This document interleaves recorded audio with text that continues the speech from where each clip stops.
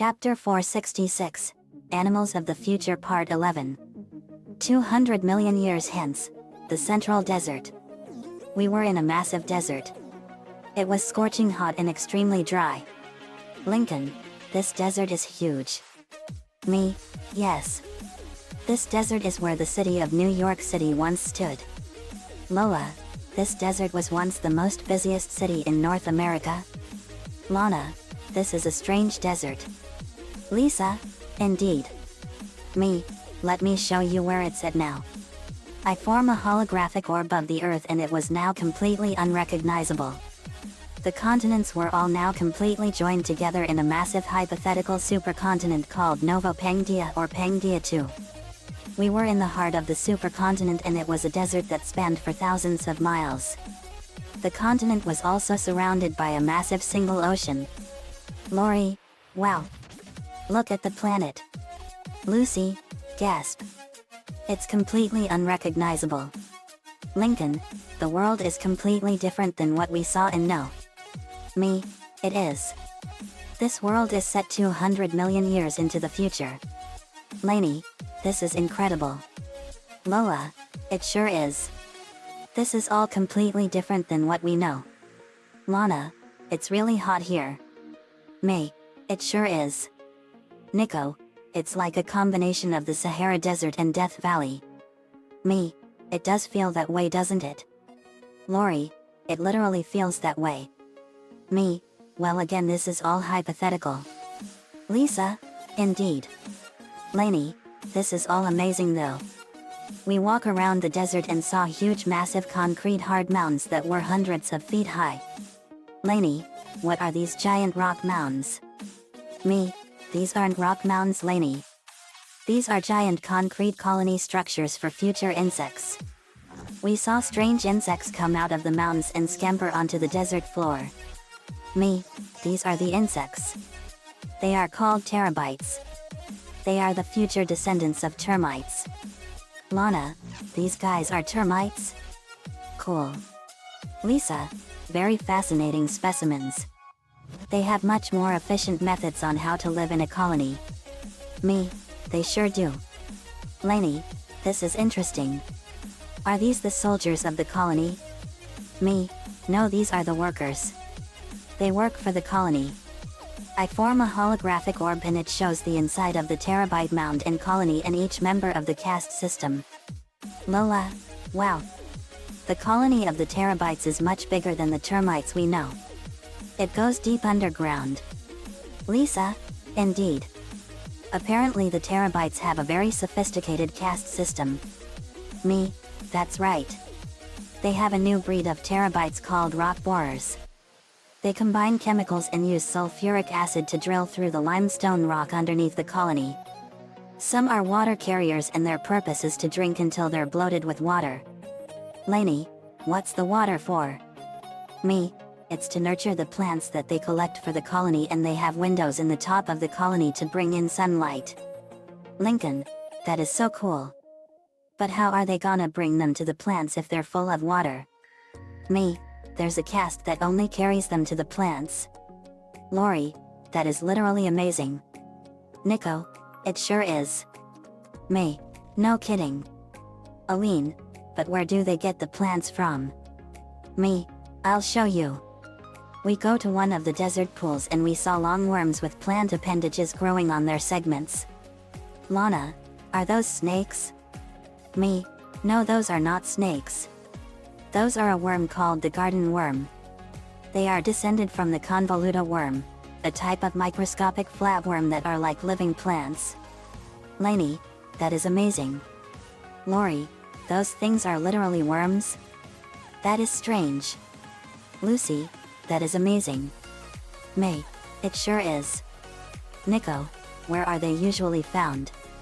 Me, convoluta worms are usually found along beaches, tide pools, freshwater lakes, and swamps and they feed off of the sunlight to grow.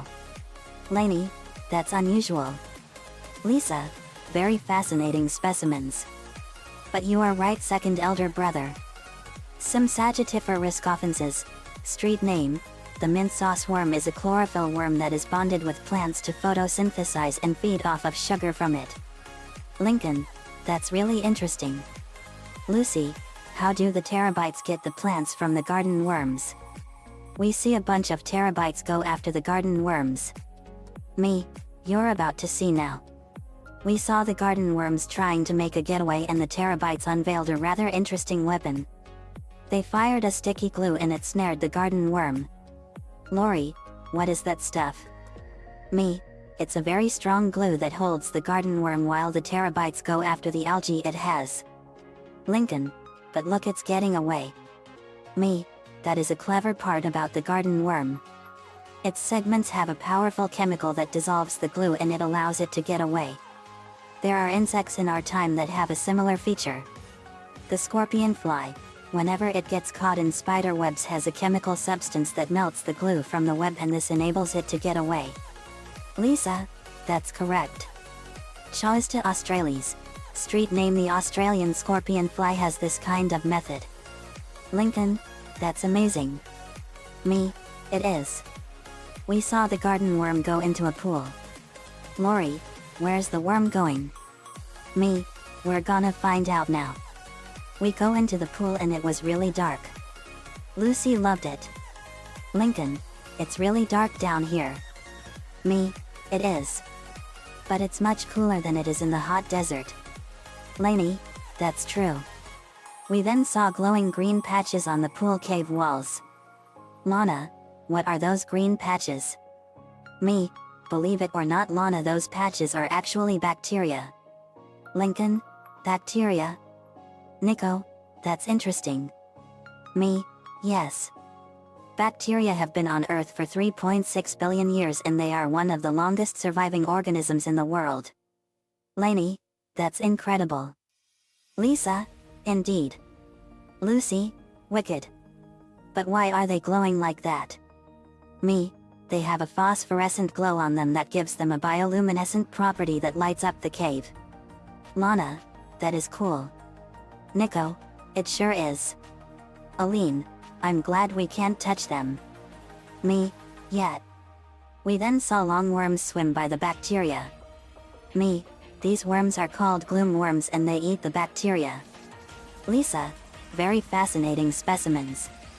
Me, they are. They survived the mass extinction by hiding in the caves.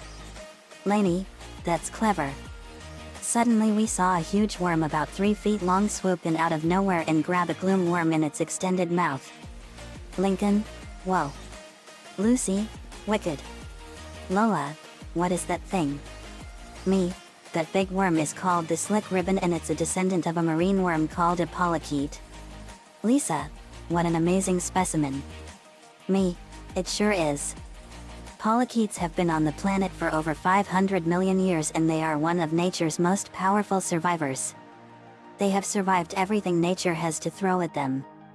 Lainey, that's amazing. Nico, they must be really powerful to have to survive everything like that. Me, no kidding. Lincoln, where do they usually live? Me, they live primarily right around oceanic hydrothermal vents in the darkness of the bottom of the ocean. Down at depths of around 13,000 to 15,000 feet. Lisa, that's correct. The heat from the mineral-rich hydrothermal vents nourishes these organisms and provides them with food and lots of shelter. Aline, that's amazing. Me, it is. Lola, I had no idea creatures like this exist in our time. Me, yet. There are lots of things on Earth we don't know about yet. Ed, that's cool. Eddie, it sure is. We then continue on to our next location. Continues in part 12.